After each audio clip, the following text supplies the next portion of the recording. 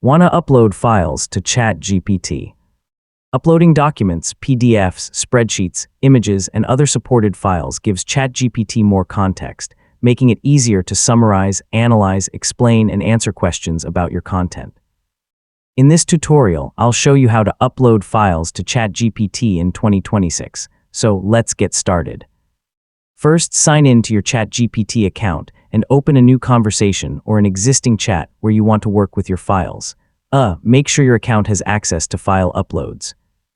Next, click the attachment or plus button near the message box. This will open your computer's file browser. The location of the button may vary slightly depending on your device or app version.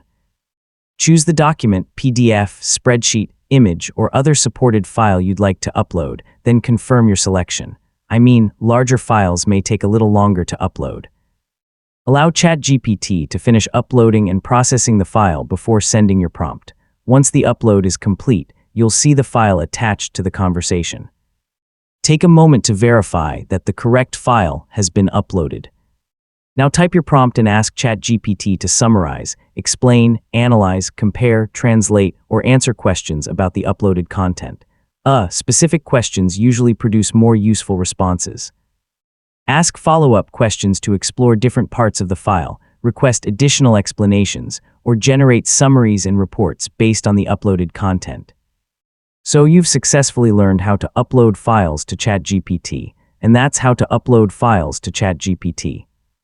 By attaching your documents and asking clear questions, you can make ChatGPT even more helpful for research, writing, studying, business, and everyday productivity.